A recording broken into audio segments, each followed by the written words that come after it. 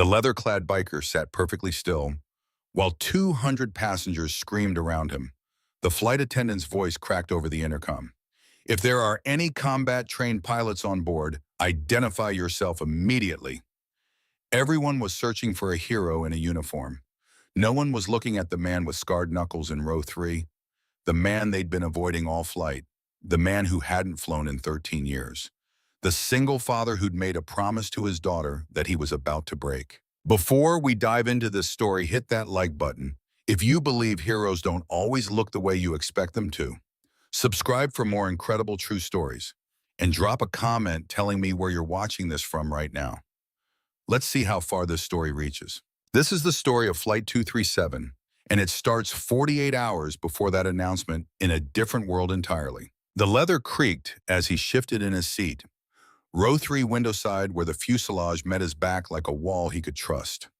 Old habits, the kind that don't die even when you bury them under 13 years of oil-stained work shirts and pre-dawn pancake runs. Boone Remington didn't look like a man who belonged on a commercial flight. The Iron Skulls patch on his vest told one story. The scarred knuckles resting on his daughter's backpack told another.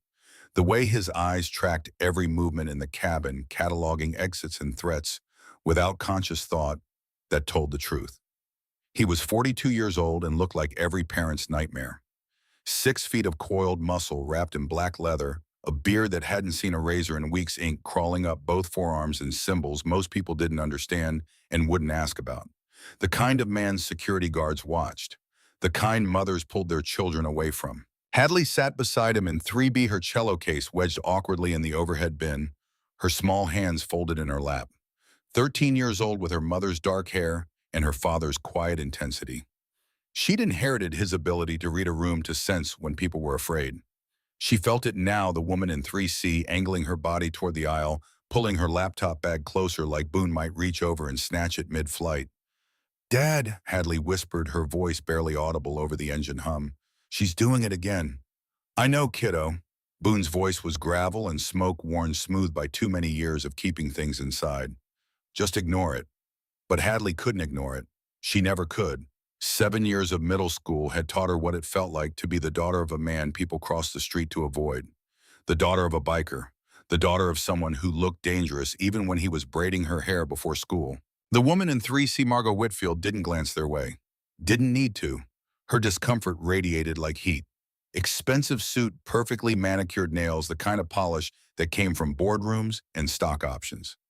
She'd made her judgment the moment Boone walked down the aisle. Made it before he sat down. Made it the way people always did. Boone didn't care. He'd stopped caring what strangers thought somewhere between his 3rd deployment and the day his wife packed her bags without leaving a note. What mattered was the girl beside him, the one whose hand found his when the plane started to taxi, whose breathing evened out when he squeezed back twice. Their signal. "I'm here, I've got you." The cabin lights dimmed as Flight 237 pushed back from the gate. 11:30 at night, a red-eye from LAX to Boston. Most passengers were already settling in, earbuds in necks, craned at uncomfortable angles against windows and headrests. The flight would take 6 hours. By the time they landed, Hadley would have 4 hours to rest before her orchestra call time. Boone had mapped it all out, planned it down to the minute the way he used to plan mission briefings, when timing meant the difference between life and death. "You should sleep," he told her, pulling his leather jacket from under the seat and draping it over her shoulders. It swallowed her, this coat that had seen 1,000 miles of highway rain and sun and the desert heat of Bakersfield summers. It smelled like motor oil and old tobacco, like the garage where he spent 60 hours a week keeping other people's cars running. "I'm too nervous," Hadley said, but her eyes were already heavy. The rehearsals had been brutal. 8-hour days for 2 weeks straight, her fingers raw from the strings, her shoulders aching from the weight of the instrument. But she'd made it. National Youth Orchestra. The letter had come 3 months ago, and Boone had read it 5 times before he let himself believe it. His daughter, his quiet, brilliant daughter, selected from thousands of applicants. He'd booked the tickets that same day. Didn't matter that he hated flying commercial, hated the crowds and the recycled air, and the feeling of being trapped in a metal tube with no controls. Didn't matter that the ticket cost more than he made in a week. She'd asked him to come, and he'd promised he'd never miss the important things. Not anymore. The plane climbed through the clouds, smooth and steady, the California coastline disappearing into darkness below. Boone watched the wing lights blink against the black, rhythmic and mechanical. His mind drifted despite his best efforts. It always did at altitude. 13 years hadn't changed that. 13 years since he'd sat in a cockpit that mattered. Since he'd felt the stick in his hand, the G-forces pressing him into the seat. The pure crystalline focus that came when death was 3 seconds away, and your instincts were the only thing standing between you and a fireball. He'd been good at it. Better than good. They'd called him Ghost because no one could touch him, not in the air, not when it counted. 92 combat missions over 4 deployments. Silver Star, Top Gun graduate, the kind of pilot they wrote about in after-action reports. The kind of pilot who came home to an empty house and a daughter who didn't recognize his face. Boone closed his eyes, but the memory came anyway. It always did. He could see her 6 years old standing in the doorway of his sister's house in Fresno. Small for her age, dark eyes wide with something that looked like fear. His sister Pauline had called him when Diane left. Just packed up and drove away, Pauline had said. No warning, no explanation, just gone.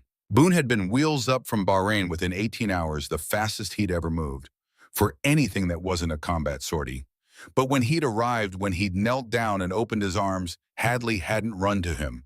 She'd stepped back, looked up at Pauline with confusion written across her face. Who is he? She'd asked. Not Daddy, not even a question directed at him. Just who is he, like Boone was a stranger, which in every way that mattered he was. He'd missed her 5th birthday, missed her first day of kindergarten, missed 18 months of her life because he'd been too busy being a hero 10,000 miles away. The guilt had hit him like flak. Physical, devastating. He'd looked at this little girl, his daughter, and realized he'd failed the most important mission he'd ever been given, being her father. He'd made the promise that day, kneeling on Pauline's porch with his dress blues still creased from the flight. Made it to Hadley, made it to himself, made it to whatever God might be listening. I will never leave you again. I will always come home. I will be there for everything. 2 weeks later, he'd submitted his resignation, walked away from the Navy, from the wings, from the only identity he'd known since he was 18 years old. His commanding officer had tried to talk him out of it. You're making a mistake, Remington. This is what you're built for. You are one of the best pilots I've ever seen. Maybe Boone had said, but being her dad is more important. The first year had been hell. He'd wake up at 3 in the morning, disoriented, reaching for controls that weren't there, his body still convinced he was in a cockpit somewhere over hostile territory. The sound of planes overhead would stop him mid-sentence, his eyes tracking contrails across the sky like a reflex he couldn't kill. He'd tried therapy, tried medication, tried drinking himself numb in the garage after Hadley went to bed. Nothing worked until Griff Dalton found him. Griff Reaper Dalton, president of the Iron Skulls Motorcycle Club, a man who looked like he'd been carved from granite and bad decisions. Former Marine 2 tours in Fallujah, the kind of scars you couldn't see unless you knew where to look. He'd shown up at Boone's garage one night around 2 in the morning, found Boone passed out next to an empty bottle of Jim Beam. "You gonna drink yourself to death," Griff had said, "or you gonna live for that little girl upstairs." Boone had tried to swing at him. Griff had blocked it, grabbed him by the collar and hauled him to his feet. Tomorrow morning, Griff had said, "You're coming to the clubhouse. We're going for a ride. And you're going to start figuring out how to be a man again." That had been 7 years ago. The Iron Skulls weren't what people thought they were. Not an outlaw gang, not criminals. Just a brotherhood of broken men trying to put themselves back together. Veterans mostly, guys who'd come home to find that home didn't fit anymore. They rode together, fixed bikes together, showed up for each other's kids' baseball games and school plays. Griff had sponsors in AA. Another member, Dutch, ran a construction business and gave jobs to guys fresh out of the VA system. They'd saved Boone's life. More than that, they'd helped him learn how to be Hadley's father, how to braid hair, which he'd learned from YouTube videos at 5 in the morning, how to cook something other than MREs, how to show up day after day even when the weight of it felt impossible. The patch on his vest wasn't about rebellion. It was about belonging, about having brothers who didn't care what you used to be, only who you were trying to become. Beside him, Hadley's breathing had gone deep and even. She'd fallen asleep with her head against his shoulder, one hand still clutching the jacket. Boone shifted carefully, trying not to wake her, and pulled the fabric higher around her neck. The cabin was cold. It was always cold. Margot Whitfield glanced over just for a second, saw Boone adjusting the jacket, his calloused hands gentle, his expression soft in a way that didn't match the rest of him. She looked away quickly, but something in her posture changed. The rigid line of her shoulders relaxed just a fraction. Boone noticed. He always noticed. But he didn't acknowledge it. What was the point? By the time they landed, she'd forget. They always did. The plane leveled off at 37,000 feet, the engine settling into a steady drone. The seatbelt light dinged off. A flight attendant moved down the aisle with a drink cart, her smile professional and tired. It was late. Everyone was tired. Boone didn't sleep. Never did on planes. Another habit from the old days. You didn't close your eyes when you were airborne unless you trusted the person at the controls. He trusted commercial pilots well enough, trusted the systems and the training and the redundancies. But trust didn't override instinct. So he sat there, eyes open, watching the darkness beyond the window, feeling the subtle shifts in pitch and altitude that most passengers never noticed. 3.5 hours into the flight, somewhere over the Atlantic, the cabin lights still dimmed, the plane jerked. Just once. A quick shudder that rattled the overhead bins and sent a few phones sliding off tray tables. Nothing dramatic, turbulence probably. Wake from another aircraft. Boone's body tensed anyway, his hand instinctively reaching for Hadley, who stirred but didn't wake. Then the intercom crackled to life. "Flight attendants, please report to the cockpit immediately." The voice was clipped, professional. But Boone heard the edge underneath. The captain trying to keep it together. He'd heard that tone before in radio chatter over Kandahar, when someone's engine was failing and they were trying not to panic the tower. The flight attendants moved fast. Too fast. One nearly tripped over a passenger's foot in her hurry to get forward. Another's face had gone pale, her smile replaced by something that looked like fear. The cabin started to wake up. A few passengers sat up, rubbing their eyes, looking around in confusion. Someone asked what was happening. No one answered. Boone's pulse didn't spike. It never did. Instead, it steadied the way it used to when alarms started going off and the aircraft was screaming, and you had 3 seconds to decide if you were going to live or die. His mind shifted into a different gear. Analytical, detached, scanning for information. Margot was awake now, her laptop closed, her eyes fixed on the cockpit door. Across the aisle, a businessman in a rumpled shirt leaned into the aisle trying to catch a flight attendant's attention. No one stopped to talk. 5 minutes passed, then 10. The cockpit door stayed closed. Hadley woke up, blinking sleep from her eyes. "Dad," her voice was small, uncertain. "What's going on?" "Don't know yet, kiddo." Boone kept his voice calm, even. The voice he used when she had nightmares, when she came home crying because the other kids had been cruel.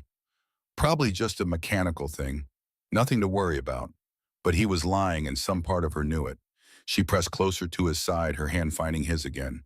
2 squeezes. "I'm here. I've got you." The intercom clicked on again. This time it wasn't the captain.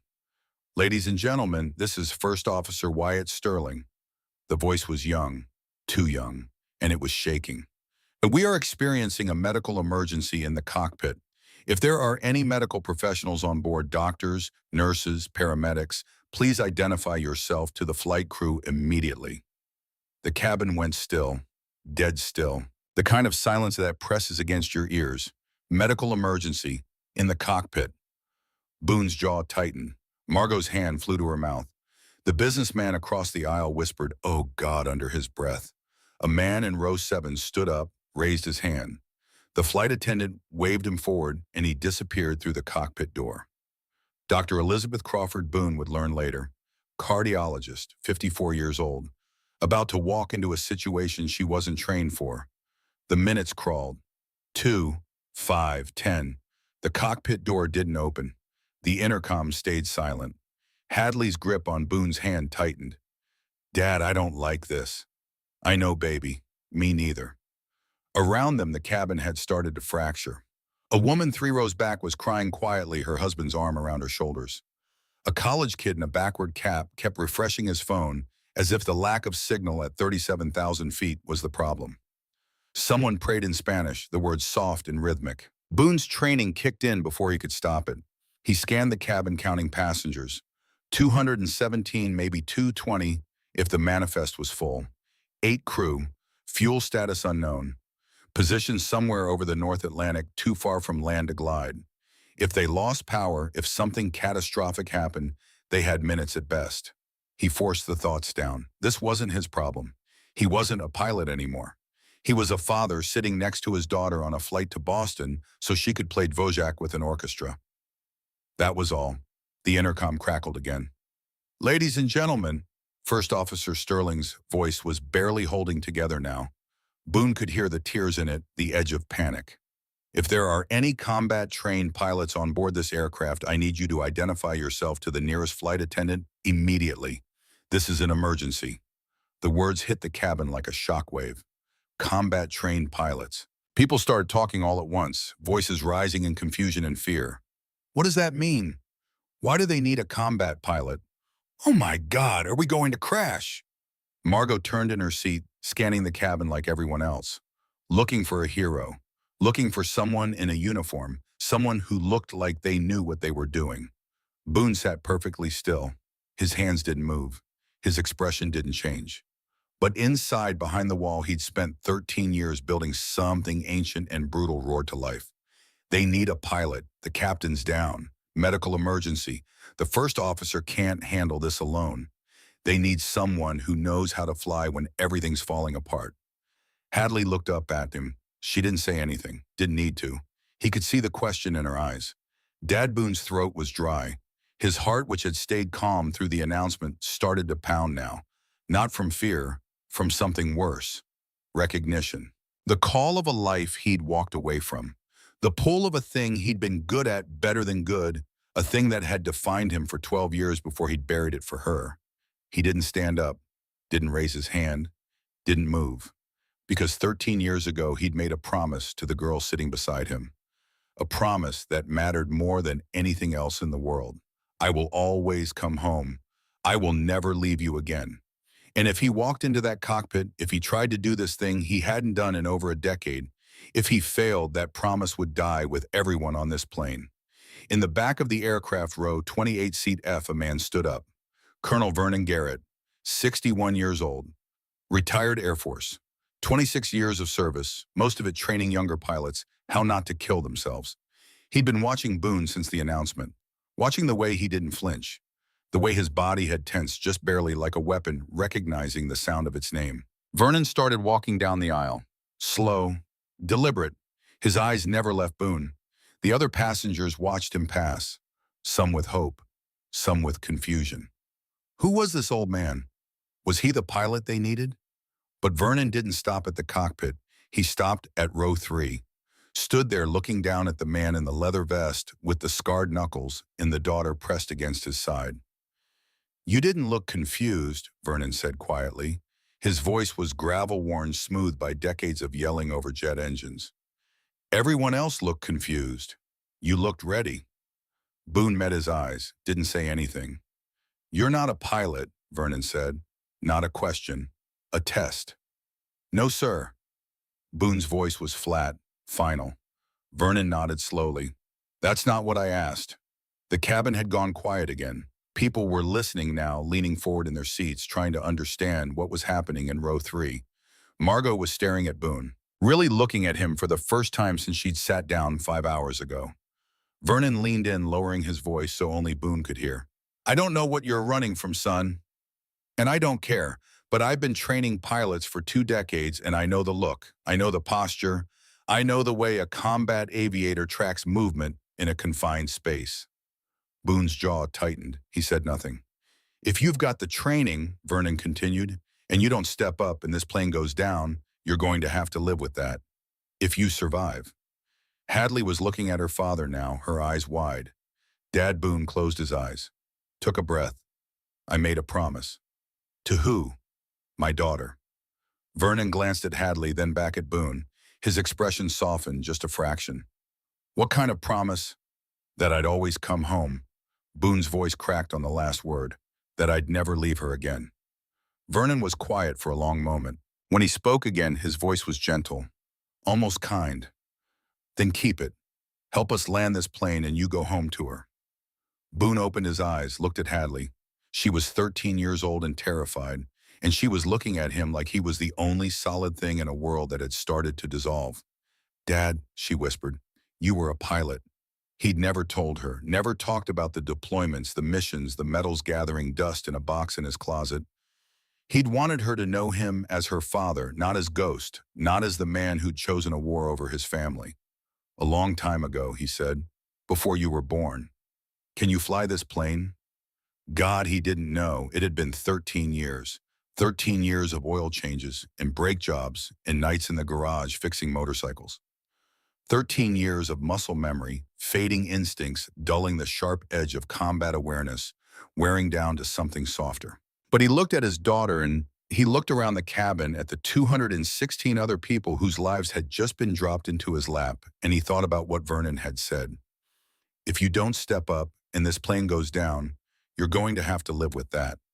Margot's voice cut through his thoughts. Quiet, shaking. Please.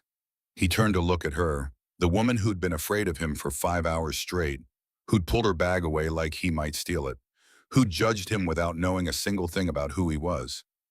She was crying now, mascara running down her cheeks. I have a daughter too, she's 10. I need to see her again. Please, I'm sorry. I'm so sorry I judged you. I was wrong, but please help us. Boone stared at her, at this stranger who'd made him feel like a criminal just for existing, who was now begging him to save her life. He looked at Hadley, at his little girl who'd grown up knowing her father as the man who braided her hair and made her pancakes and never missed a recital. Who didn't know about the ghost? Who didn't need to? Hadley reached up, put her small hand on his cheek, turned his face so he was looking at her. Daddy, she said, and her voice was steady in a way that broke his heart. All these people have kids too. Right, Boone's breath caught. He nodded. Then you should help them. She squeezed his hand twice. I'm here. I've got you. It's okay, I know you'll come back. You always do. Something in Boone's chest shattered and rebuilt itself in the same moment. He looked at his daughter, this impossible, brave, brilliant girl, and wondered when she'd become wiser than him. He stood up. The cabin seemed to exhale. Margot put her hands over her face and sobbed. Vernon nodded once, sharp and approving. Boone leaned down, kissed the top of Hadley's head. I'll be right back, kiddo. I know, she said, and she smiled. Small and scared, but real. Boone walked toward the cockpit. His legs felt distant, like they belonged to someone else. Vernon fell into step beside him, and together they moved through the cabin, while 217 people watched in silence. The flight attendant at the cockpit door looked up as they approached. Her eyes were red. Her hands were shaking. Are you the pilot? She asked. I was, Boone said, a long time ago. She didn't ask anything else, just stepped aside and opened the door. Boone stepped into the cockpit, and the door closed behind him with a soft, final click. The cockpit smelled like copper and fear. Captain Russell Hawthorne was slumped in the left seat, his head tilted back at an unnatural angle, an oxygen mask strapped across his face. His skin had the gray-green tint of someone whose body had already started shutting down. Doctor. Elizabeth Crawford was crouched beside him, 2 fingers pressed against his neck, her other hand scribbling notes on a napkin because there was nothing else to write on. First Officer Wyatt Sterling sat in the right seat, both hands locked on the yoke, like it was the only thing keeping him from falling into an abyss. He was 28 years old. Boone could see it in his face, the youth that hadn't been completely stripped away by years in the cockpit. His uniform shirt was soaked through with sweat. His eyes were too wide, the whites showing all the way around. He looked at Boone and Vernon like they were ghosts or angels, or both. Are you the pilot? His voice cracked on the last word. Boone didn't answer right away. He was scanning the cockpit, his eyes moving across the instrument panel with a speed that surprised him. 13 years and his brain still knew how to read an aircraft. The altimeter, the artificial horizon, the engine indicators, the hydraulic pressure gauges. That last one made his stomach drop. Hydraulic system A, 0 pressure. The gauge was dark, the needle buried at the bottom of the dial. How long has System A been down? Boone asked. His voice was steady, detached. The voice of someone who'd learned a long time ago that panic was a luxury you couldn't afford at altitude. Wyatt blinked. What? Hydraulic system A. Boone pointed at the gauge. When did it fail? I don't know, maybe 20 minutes. The alarm went off right after the captain collapsed. Wyatt's hands tightened on the yoke. I shut it down. Went to the backup. That's what you're supposed to do, right? That's what the checklist says. Yeah. Boone moved closer, his eyes still scanning. That's what you're supposed to do.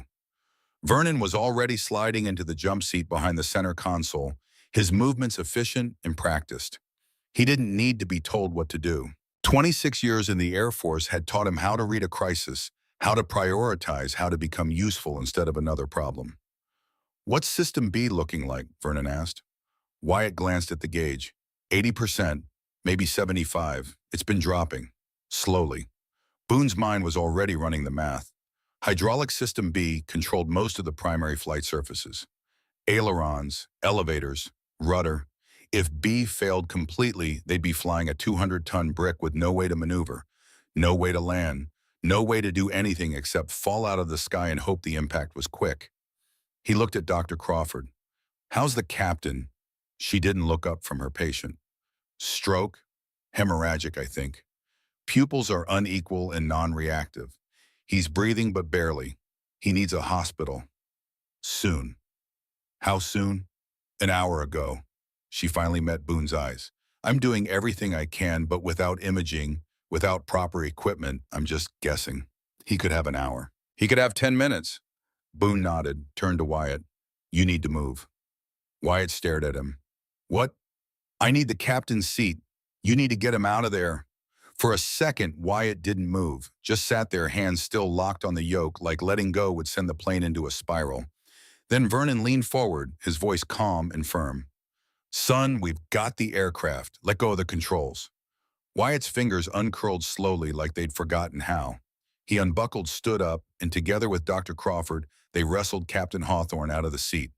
It wasn't graceful. The man was dead weight, 200 pounds of unconscious pilot in a space barely big enough for two people standing upright. They got him onto the floor behind the seats, Crawford kneeling beside him, adjusting the oxygen mask, checking his pulse again. Boone slid into the captain's seat. The leather was still warm. He could feel the indentation where Hawthorne's body had been the shape of a man who'd probably flown this route 100 times, who'd thought today would be just another red-eye to Boston.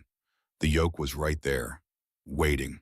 Boone put his hands on it, and 13 years collapsed into nothing. The feel of it, the slight resistance, the way it responded to the smallest pressure, the way the aircraft was an extension of his body instead of a separate thing. He'd forgotten how immediate it was, how alive. In an F-18, you didn't fly the plane. You wore it. And even though this was different, bigger, heavier, more complex, the fundamental truth was the same. The aircraft wanted to fly. You just had to listen to it. Talk to me, Boone said, his eyes moving across the panel. What's our position? Wyatt had dropped into the right seat, his hands hovering over the controls like he wasn't sure if he was allowed to touch them anymore. 400 miles east of Greenland. About 600 from Iceland. We're at 37,000 feet airspeed, 280 knots, heading 090. Fuel, 32 minutes at current burn rate. Boone's jaw tightened. 32 minutes. Not enough time to make it to Iceland. Maybe enough to reach Greenland if they descended now and pushed the engines. Maybe. Nearest airport, Thule Air Base, Greenland. It's a military strip. Long runway, but it's... Wyatt trailed off, his face going even paler. But what? It's got arrestor gear. They deploy it for emergency landings, but the tower already said they're setting it up. Wyatt's voice dropped to barely a whisper. They think we're going to need it. Arrestor gear. The crushable concrete bed at the end of military runways designed to catch aircraft that came in too fast or couldn't stop on their own. Boone had seen it used twice in his career. Once the pilot had walked away with a concussion and 3 broken ribs. The other time they'd needed dental records to identify the crew. Vernon must have seen something in Boone's expression because he leaned forward, his voice low. You ever land on an arrestor bed before? No, sir. Me neither. Vernon's mouth twitched in something that wasn't quite a smile. Guess we're both going to learn something new today. Boone turned to Wyatt. Get on the radio. Tell Thule we're coming in. Give them our position, fuel status, and passenger count. Tell them we need the arrestor bed crash crews and every ambulance they've got."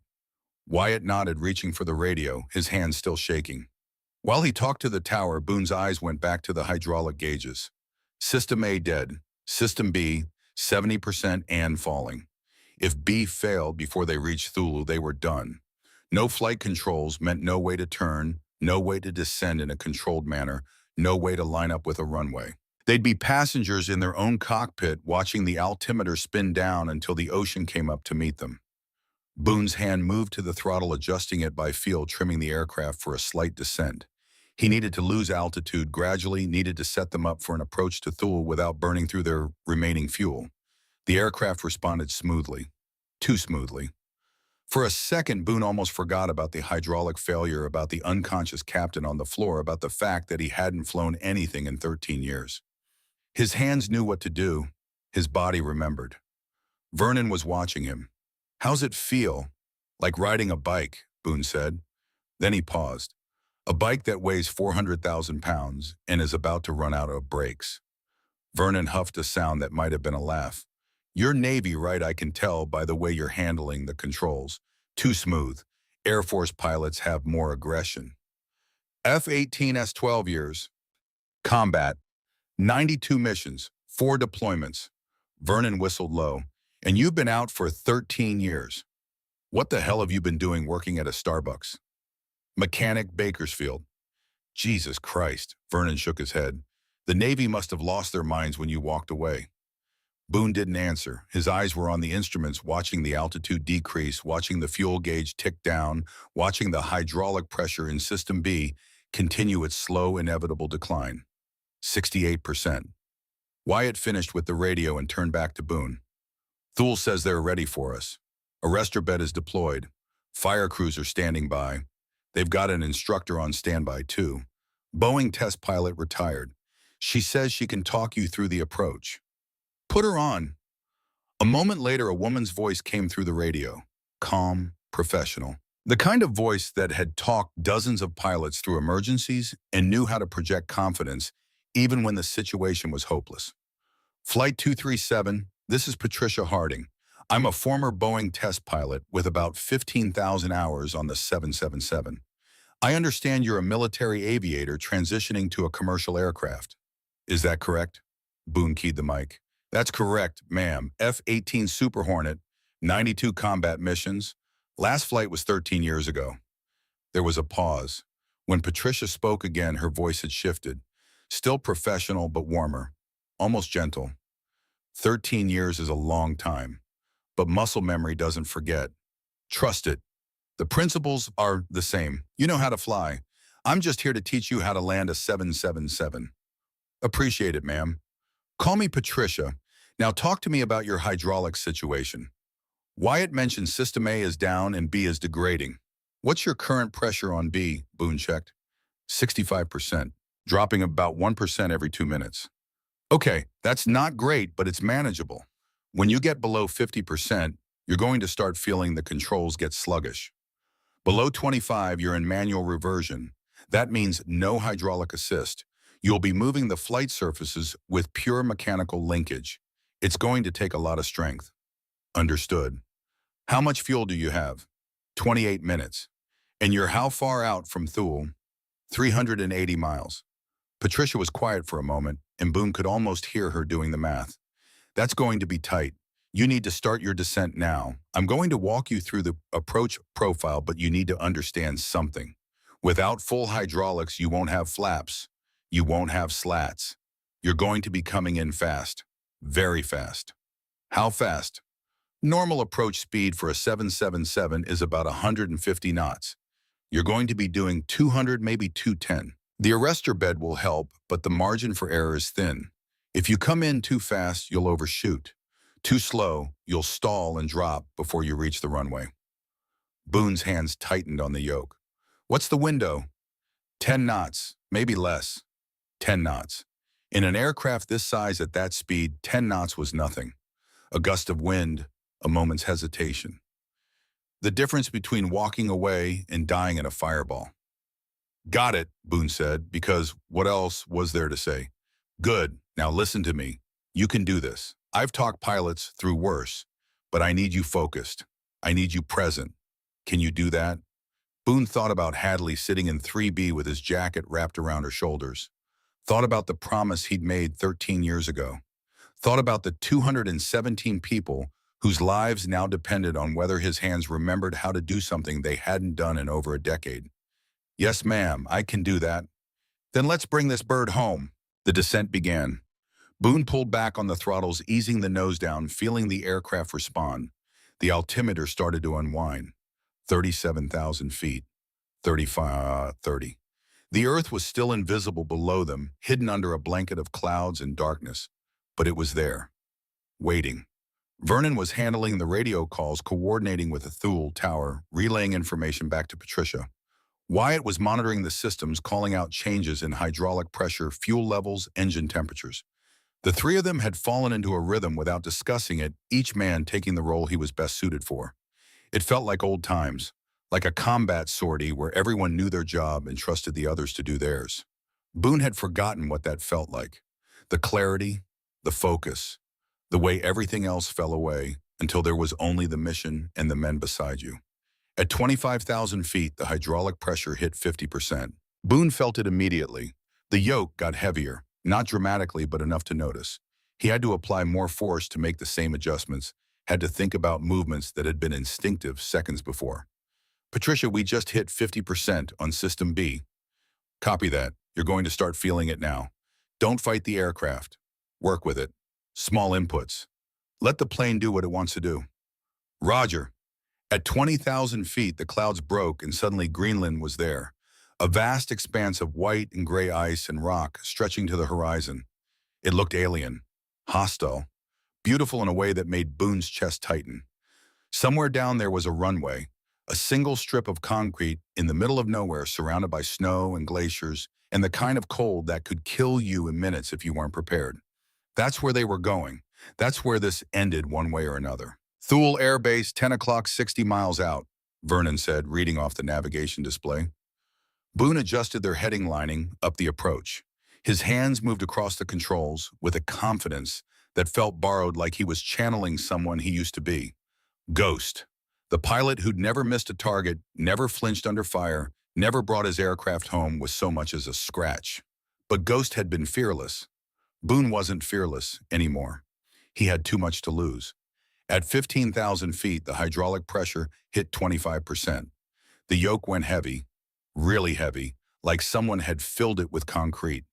Boone's arms burned as he fought to keep the nose down to maintain the descent rate Patricia had given him. Beside him, Vernon reached over, adding his strength to the controls. Manual reversion, Boone grunted. I've got you, Vernon said, and together they muscled the aircraft into position. Wyatt was pale, his eyes locked on the hydraulic gauge like he could will it to stop dropping. System B is at 20%, 19, 18. How long until we're on the ground, Boone asked. Patricia's voice crackled through the radio. 8 minutes to runway threshold at your current speed, but you need to slow down. Bring it back to 220 knots and hold it there. Boone pulled the throttles back. The engine spooled down and the airspeed started to bleed off. 240, 230, 225. At 10,000 feet, Wyatt's voice went tight. Hydraulic pressure at 10%. 9, 8. Boone didn't respond. He was too busy trying to keep the aircraft stable, trying to compensate for the loss of hydraulic assist, trying to ignore the screaming in his shoulders as he and Vernon fought the controls. The runway appeared in the distance, a thin gray line against the white so small it looked like a toy. Emergency vehicles lined both sides, their lights flashing red and blue. The arrestor bed was a yellow stripe at the far end, bright in waiting. 5 miles out, Vernon called. Boone's arms were shaking now, not from fear, from exhaustion. The yoke felt like it weighed 1,000 pounds, and every correction, every tiny adjustment required strength he wasn't sure he had. Patricia's voice cut through. Boone, listen to me. You're doing great, but I need you to understand what's about to happen. When you hit that arrestor bed, it's going to be violent. The nose is going to want to dig in. You have to keep pulling back on the yoke, keep the nose up as long as you can. If the nose gear hits first, you could cartwheel. Cartwheel. A polite word for the aircraft flipping end over end, killing everyone on board. Copy, Boone said. 4 miles, Vernon said. The altimeter was spinning down. 5,000 feet. 4. 3. The runway was getting bigger, the details sharpening. Boone could see the crash crews, now tiny figures in reflective gear. Could see the foam they'd sprayed on the runway, a white carpet meant to reduce friction. In the cabin, Hadley was probably terrified, probably holding Margot's hand or clutching Boone's jacket or praying to a god she'd only started learning about in Sunday school because Boone thought she should have something to believe in besides him. He wanted to tell her it was going to be okay. Wanted to promise he'd walk out of this cockpit and take her to breakfast and braid her hair tomorrow morning like he did every day. But he couldn't make that promise, not honestly. Not when he was about to try to land a crippled aircraft on a sheet of ice in the middle of Greenland with controls that barely responded. 3 miles. Hydraulic pressure hit 5%. The yoke became a dead weight. Boone and Vernon were both pulling, now using every ounce of strength they had, and it still felt like the aircraft wanted to nose over, wanted to give up and fall. 2 miles. The runway filled the windscreen. Boone could see individual cracks in the concrete, could see the yellow paint of the arrestor bed, could see the faces of the crash crew as they scattered to the sides. Patricia's voice was in his ear, calm and steady. You're lined up perfectly. Airspeed is good. Altitude is good. When you're 50 feet off the deck, I need you to pull the throttles to idle. Let the aircraft settle. Don't try to flare. You don't have the hydraulics for it. Just let it drop. Roger. 1 mile. Boone's vision had narrowed to a tunnel. Runway, airspeed indicator, altimeter. Nothing else mattered. Nothing else existed. 500 feet, 400, 300. Vernon was saying something, but Boone couldn't hear it over the roar of blood in his ears. The runway was rushing up faster than he'd expected, faster than it should have been. 200 feet, 100, 50. Boone pulled the throttles to idle. The engines wound down. The aircraft dropped. For a second, they were floating, suspended between sky and earth, between life and whatever came next. Then the wheels hit. The impact was like a bomb going off. The entire aircraft shuddered metal, screaming, the landing gear compressing so hard Boone felt his teeth click together. They bounced. 10 feet. 15. Boone fought the yoke, trying to keep the wings level, trying to keep the nose from digging in. They slammed down again. Harder this time. The sound was apocalyptic, a shriek of tortured metal and rubber, and then they were sliding the arrestor bed, tearing itself apart beneath them. The nose gear collapsed. Boone felt it go, felt the front of the aircraft drop like someone had cut the strings. The nose hit the runway and the world became chaos. Sparks everywhere, the smell of burning rubber and hot metal. The aircraft slewing sideways, threatening to spin. He and Vernon pulled back on the yoke with everything they had left. Boone's vision went gray at the edges from the strain, his muscles screaming, his hands locked in a death grip. The aircraft groaned, shuddered, and slowly, impossibly, the nose lifted. Just a few degrees. Just enough. They were still sliding, still tearing up the runway, but they were straight. They were stable. 2,000 feet of arrestor bed gone. 1,500. 1,000. The aircraft was slowing. Boone could feel it, the momentum bleeding away, the physics finally working in their favor. 500 feet left. 300. 100. And then with a final shuddering groan, they stopped. Silence. Complete, absolute silence. Boone sat there, his hands still locked on the yoke, his chest heaving. He couldn't move. Couldn't think. Could barely breathe. Vernon's hand landed on his shoulder. We're down, son. We're alive. Wyatt was crying, his head in his hands, his whole body shaking. Outside, the crash crews were already moving, surrounding the aircraft foam, spraying ladders, extending. Boone looked at the instruments one last time. Hydraulic pressure 0. Fuel 3 minutes remaining. Altitude 0. They'd made it. By the thinnest margin imaginable, they'd made it. Patricia's voice crackled through the radio one last time. Flight 237 Thule Tower. That was one hell of a landing. Welcome to Greenland. Boone tried to respond, but his throat had closed up. All he could do was nod, even though she couldn't see him. Vernon was already unbuckling, moving to help Dr. Crawford with Captain Hawthorne. Wyatt was on the radio coordinating with the tower, his voice still shaking but functional. Boone sat there for another moment, his hands finally releasing the yoke. They were cramping, the fingers locked in position, and he had to force them open one by one. He thought about Hadley, about the promise he'd almost broken, about the fact that he'd just risked everything, the life he'd built, the future he'd planned, because a stranger in a uniform had asked him to. And he'd done it. He'd brought them home. He stood up on legs that didn't quite feel solid and walked to the cockpit door. When he opened it, he could hear the sounds of the cabin, people crying, people praying, people calling loved ones to tell them they were alive.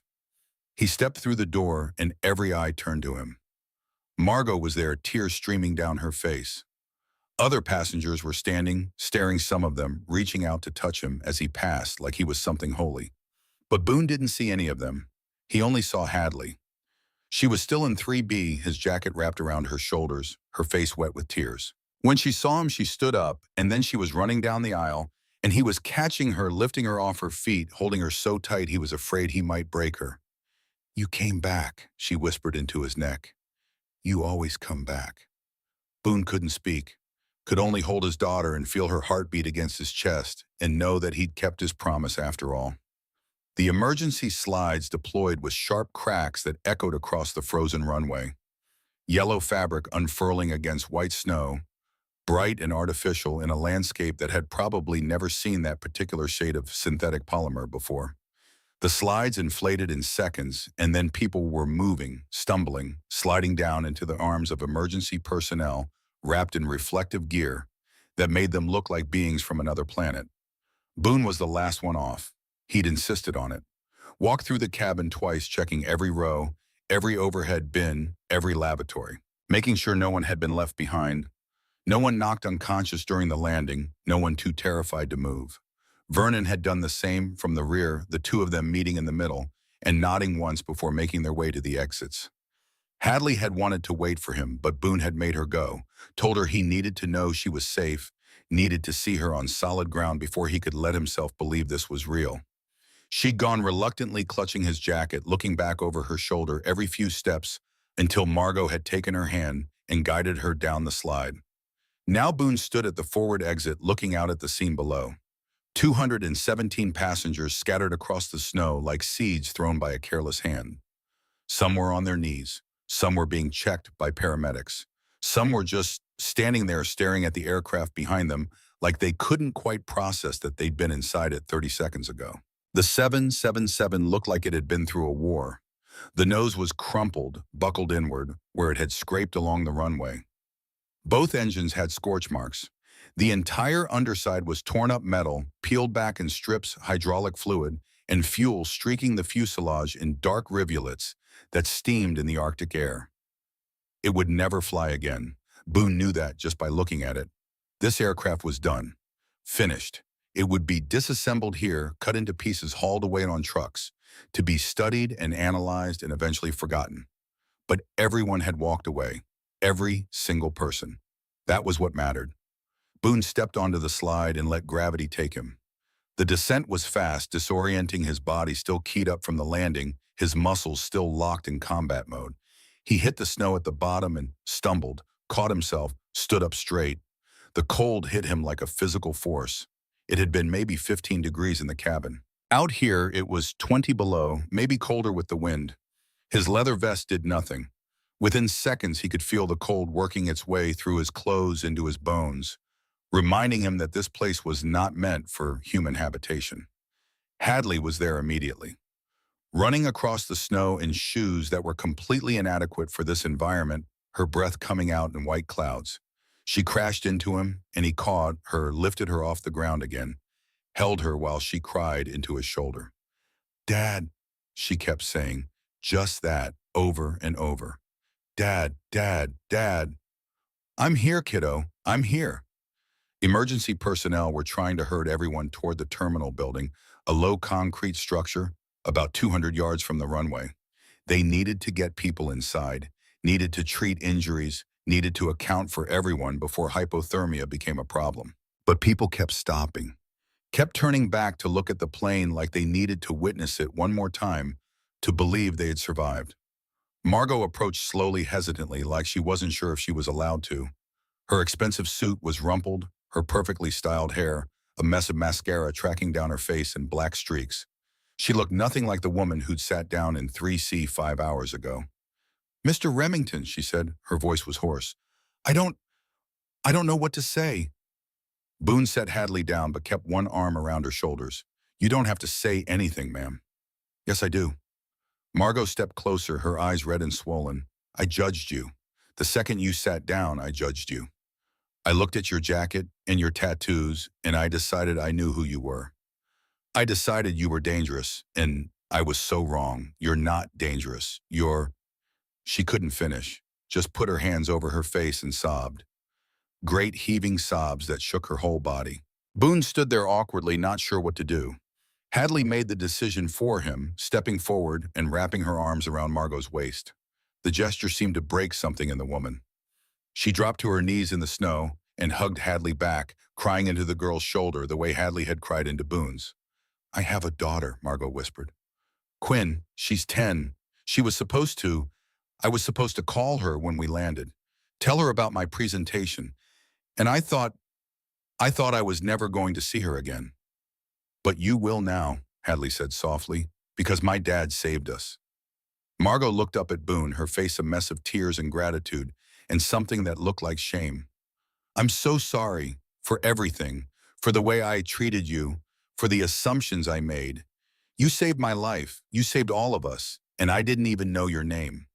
"Boone," he said, "and you don't owe me an apology, ma'am. You didn't know me. People make assumptions. It's human nature." "That doesn't make it right." "No," Boone agreed, "but it makes it understandable." Vernon appeared beside them, snow crunching under his boots. He'd found a parka somewhere, probably borrowed from one of the crash crew, and he looked more alert than any 61-year-old man had a right to be after what they'd just been through. "They're taking Captain Hawthorne to the medical facility," Vernon said. "Dr. Crawford thinks he's stabilized, but he needs proper imaging, proper treatment. They're trying to arrange a medevac to Reykjavik." Boone nodded. "He going to make it?" "Maybe. Crawford says the next 48 hours are critical." Vernon paused, studying Boone's face. "You did good in there, son. Better than good. That was some of the finest flying I've ever seen. We both know I got lucky. Luck is when preparation meets opportunity.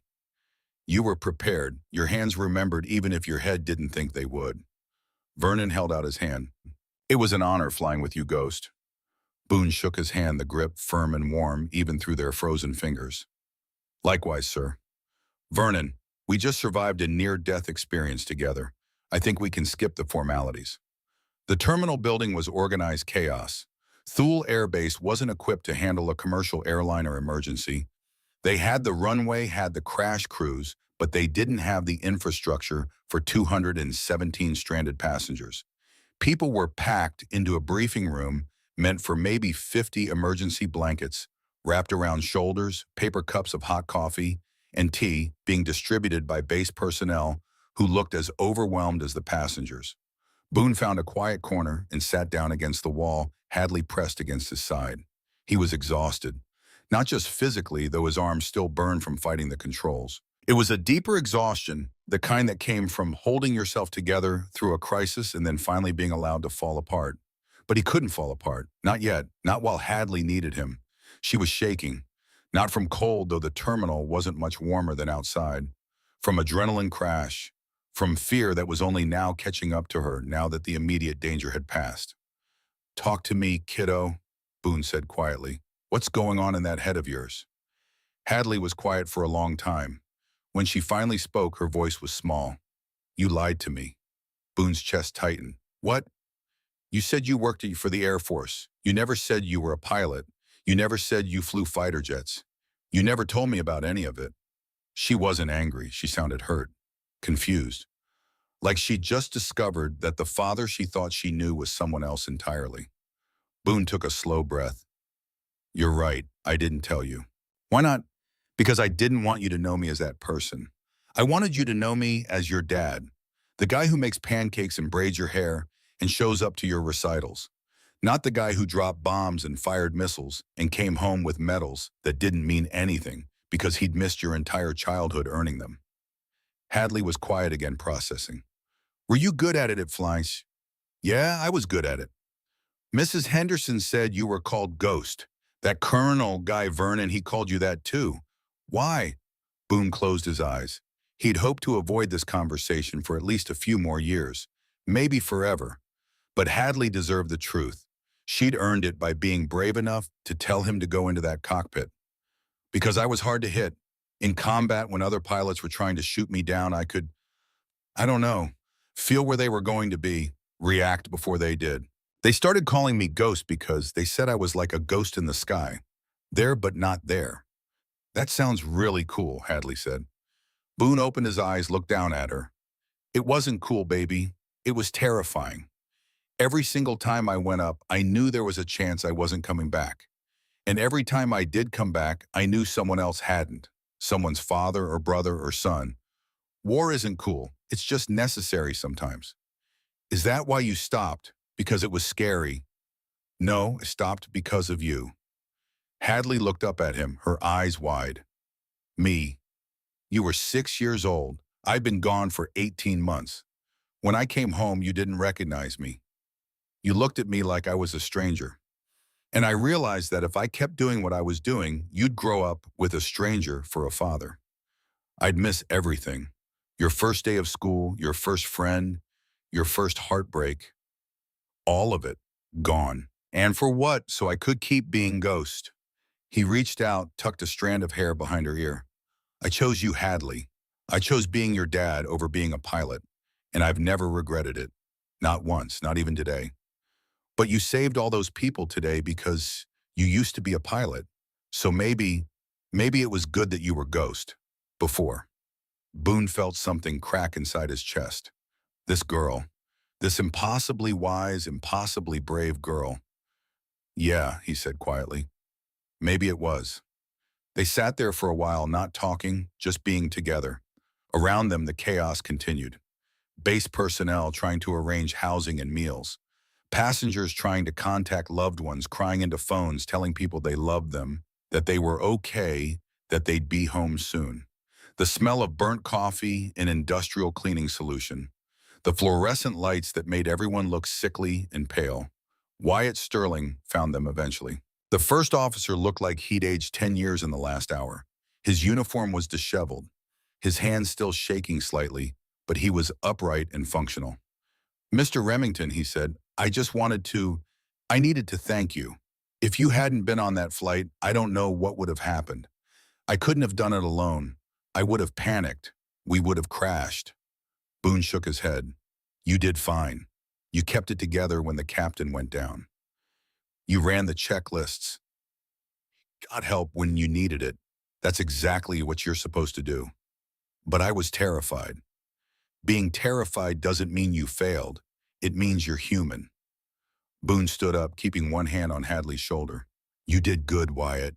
Don't let anyone tell you different. Wyatt's eyes went glassy. He nodded, not trusting himself to speak, and walked away.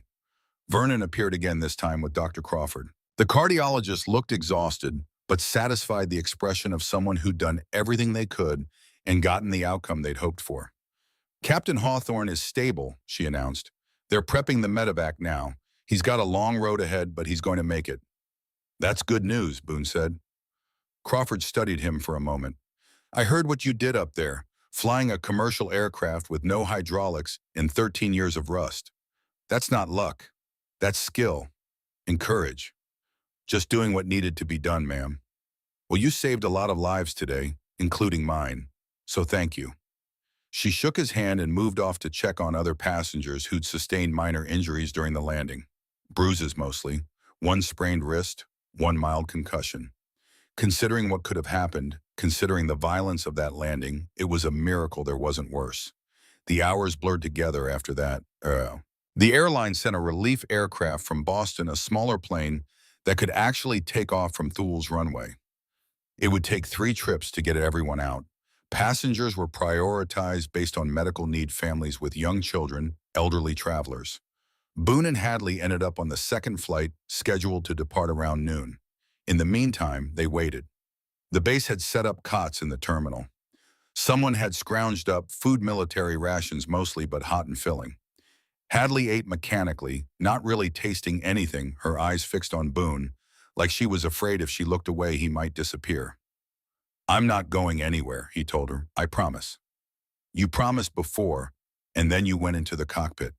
And I came back, just like I said I would. But what if you hadn't? What if the plane had crashed? What if you died?" Boone pulled her close. "But I didn't. We didn't. We're here, we're alive. And I'm going to keep being here. Every day. Every recital. Every school play. Every stupid thing that seems important when you're 13 and feels like the end of the world."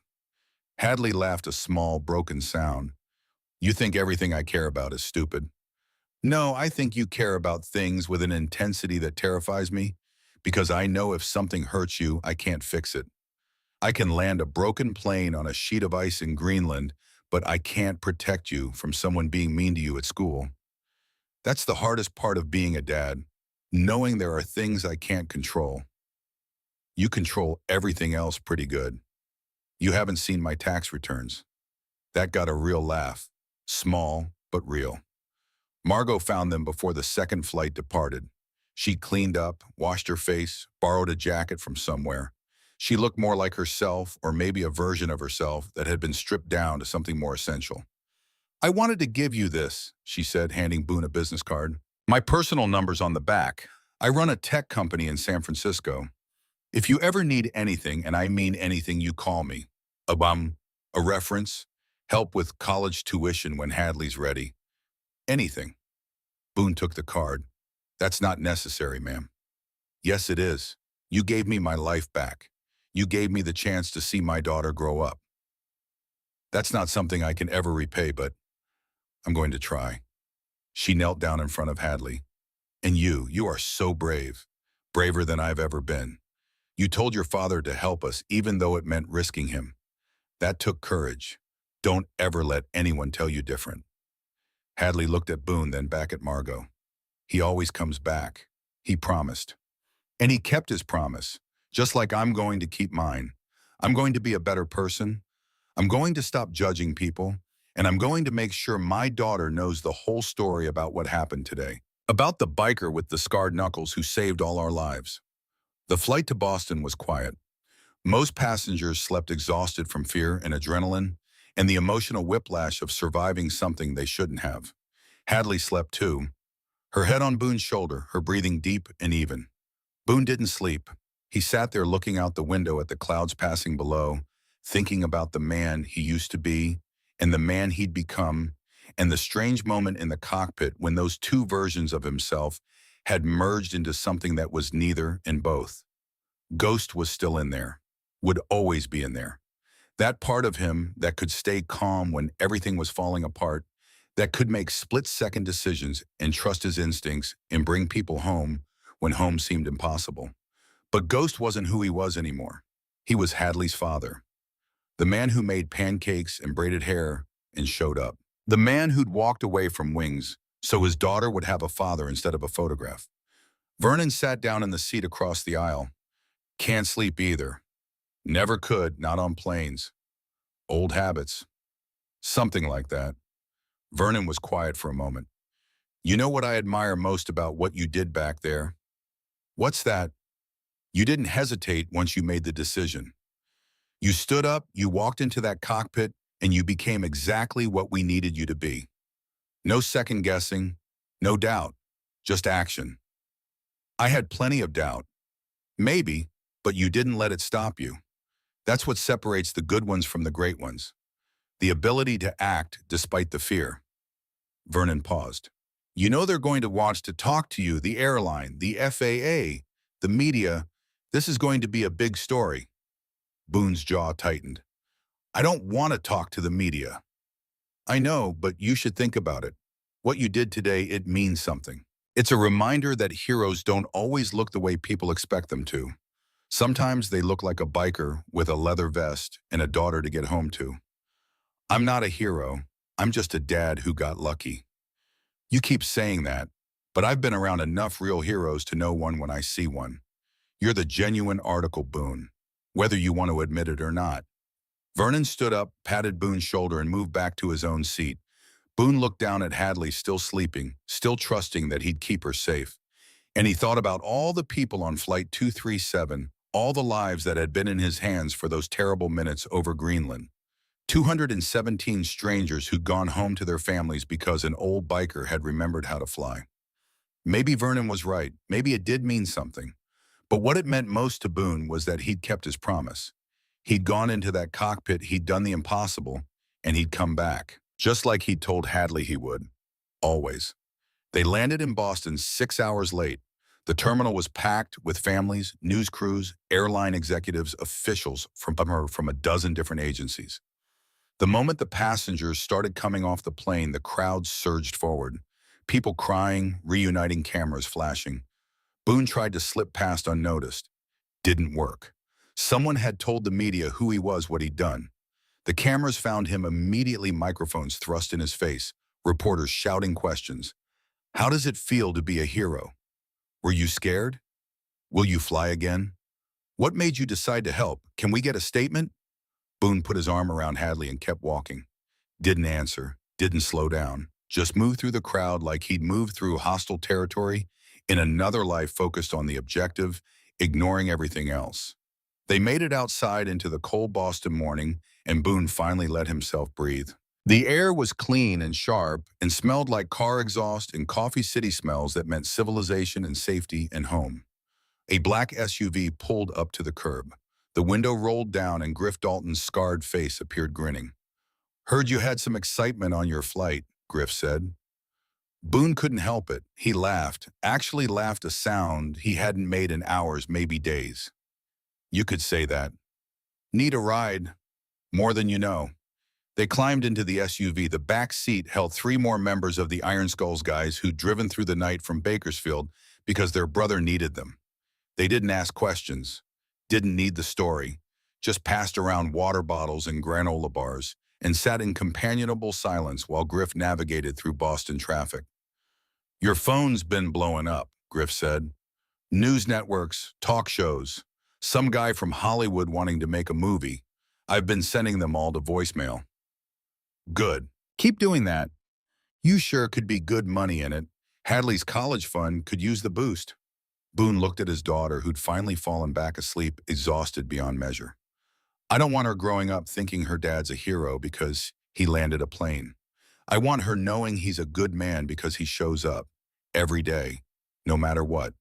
Griff met his eyes in the rearview mirror. You are a good man, brother. One of the best I know. They drove to a hotel. The airline had arranged a nice place near the harbor. Hadley had missed her orchestra performance, but the director had already called. They'd held a slot for her. She could perform tonight if she felt up to it. Do you, Boone asked her as they checked in, feel up to it? Hadley thought about it. Yeah, I think so. I mean, we came all this way, and I practiced so hard, and what? And I want to do something normal, something that has nothing to do with planes or emergencies or almost dying. I just want to play my cello. Boone pulled her into a hug. Then that's what we'll do. That evening, Boone sat in the front row of Symphony Hall surrounded by Iron Skull's brothers, who'd refused to let him attend alone. 7 bikers in leather vests, looking completely out of place among the tuxedos and evening gowns, not caring even a little bit. When Hadley walked onto the stage, cello in hand, the entire audience stood. They'd heard the story. They knew. And they applauded long and loud for the girl who'd been brave enough to let her father risk everything. Hadley played Dvorak's cello concerto in B minor. She played it perfectly, every note clear and true, her bow moving across the strings with a confidence Boone had never heard before. She played like someone who'd looked death in the face and decided to live anyway. Played like someone who understood now that every moment was precious, every note a gift. When she finished, the audience exploded. Standing ovation. People crying. Boone crying, though he tried to hide it, wiping his eyes with the back of his hand while Griff pretended not to notice. After the performance, Hadley found him backstage. Still in her concert dress, her hair still pinned up, her face flushed with success and joy. Did I do okay? She asked. Boone knelt down, taking her hands. You were perfect. Absolutely perfect. I was thinking about you the whole time, about what you said, about being present, about showing up. And I realize that's what music is. It's being completely present in the moment, not thinking about what comes next or what came before, just being here, right now. You're smarter than me, you know that. I know, she said, grinning. Then more seriously, Dad, can I ask you something? Anything. Do you regret it, giving up flying for me? Boone looked at his daughter, at this incredible human being he'd had a hand in creating and raising and protecting. Thought about all the moments he would have missed if he'd stayed in the Navy. Her first solo, her first A on a test, the way she laughed when he burned the pancakes, the way she hugged him every morning before school like she was afraid to let go. No, he said, I don't regret it, not even a little bit. Being your dad is the greatest honor of my life, and I'd make that choice 1,000 times over. She hugged him then fierce and tight, and he held her and thought about promises and choices and the strange way life had of bringing you full circle. He'd been Ghost once, a legend, a name people spoke with respect and awe. But now he was just Boone, Hadley's father, a mechanic who braided hair and made pancakes and showed up. And that was enough, more than enough. That was everything. 6 months later, Margot Whitfield stood at a podium in San Francisco, addressing a room full of tech executives and venture capitalists and people who thought they understood what courage looked like. 6 months ago, she said, I almost died on Flight 237, but that's not the story I want to tell you today. The story I want to tell you is about prejudice, about judgment, about the assumptions we make based on appearances. She clicked to a slide showing Boone's face taken from a news photo. Leather vest, scarred knuckles, the kind of face that made people cross the street. This is Boone Remington. When he sat down next to me on that flight, I was afraid of him. I judged him. I decided I knew who he was based on what he looked like. I was wrong. So completely devastatingly wrong. Another slide, the wreckage of the 777 in Greenland. This man saved my life. He saved 216 other lives. He did it with no expectation of reward, no desire for recognition. He did it because it was the right thing to do. And then he went back to his life, back to his daughter, back to being anonymous. Margot paused, her voice thick with emotion. I learned something that day. I learned that heroes don't always look the way we expect them to. Sometimes they look like a biker with a patch on his vest and a daughter to get home to. Sometimes they're the person we're most afraid of. Sometimes they're the one we never saw coming. She clicked to the final slide, the logo for the Second Chances Foundation. This foundation exists to honor Boone Remington and what he taught me. We provide scholarships for children of single-parent veterans who are pursuing their dreams despite the obstacles. We fund them fully. No loans, no debt, just opportunity. Because second chances matter. Second looks matter. Seeing people for who they really are, not who we assume them to be, that matters most of all. The room erupted in applause. Back in Bakersfield, Boone was in his garage up to his elbows in engine grease when his phone rang. He almost didn't answer, didn't recognize the number, but something made him wipe his hands on a rag and pick up. Mr. Remington, a woman's voice, professional, kind. My name is Dr. Patricia Hammond. I'm the Dean of Admissions at Stanford University. Boone's heart stopped. Is Hadley okay? Oh yes, she's fine. I'm sorry I should have led with that. I'm calling because we received a very unusual scholarship application from the Second Chances Foundation for your daughter. I don't understand. It's a full ride, Mr. Remington, 4 years, room board tuition, everything. The foundation contacted us directly. Said Hadley was exactly the kind of student they wanted to support. I'm calling to see if you'd be interested in having her apply to Stanford. Boone sat down on a workbench, his legs suddenly unsteady. She's 14. She's in 8th grade. I know. But we have a program for exceptionally gifted students. Early admission, based on what the foundation told us about her musical talent, her academic record, her character. We'd very much like to meet her. After he hung up, Boone just sat there for a long time staring at the phone. Hadley found him 20 minutes later, still sitting, still stunned. Dad, you okay? He looked up at her, his daughter, his whole world.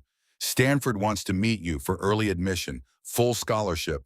Hadley's eyes went wide. What? How? Margot, the woman from the plane.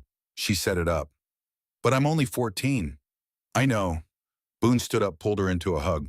You don't have to do it. You don't have to do anything you don't want to do. But it's an opportunity, if you want it. Hadley was quiet, thinking then, do you remember what you told me about choosing me over flying? Yeah. Maybe this is like that. Maybe I get to choose what matters most. And maybe what matters most is trying. Even if I'm scared. Even if I might fail. Because you taught me that being brave doesn't mean not being afraid. It means doing it anyway. Boone felt tears prick his eyes. When did you get so wise? I learned from the best pancake maker in California. He laughed, pulled her closer. We'll visit, together. See what you think. No pressure, no expectations. Just possibilities. Okay, she said. Possibilities sound good. That weekend, the Iron Skulls threw a barbecue. Not to celebrate the landing, they'd made that clear. Just to be together. To ride and eat and remember why brotherhood mattered. Vernon showed up on a beautiful old Harley, grinning like a kid. He'd bought it a week after returning from Greenland, decided life was too short not to try new things. They sat on Boone's porch as the sun went down, watching Hadley play with the other kids, listening to the rumble of motorcycles and laughter, and the sounds of people who'd chosen each other as family. You ever think about that day, Vernon asked, about what could have happened? Every night, Boone admitted. I dream about it, about the hydraulics failing completely, about not making the runway, about Hadley being on that plane and me not being able to save her. But you did save her. You saved all of us. This time, Vernon was quiet for a moment. You know what I've learned in 61 years? You can't live in the what-ifs. You can only live in the what-is. And what is that you're here. She's here. You kept your promise. I broke it too. I left her. I went into that cockpit knowing I might not come back. No, you showed her something more important than always being safe. You showed her that sometimes keeping a promise means evolving what that promise looks like. You promised to always come home. And you did. You just took a detour through heroism first. Boone smiled despite himself. That's one way to put it. It's the only way to put it.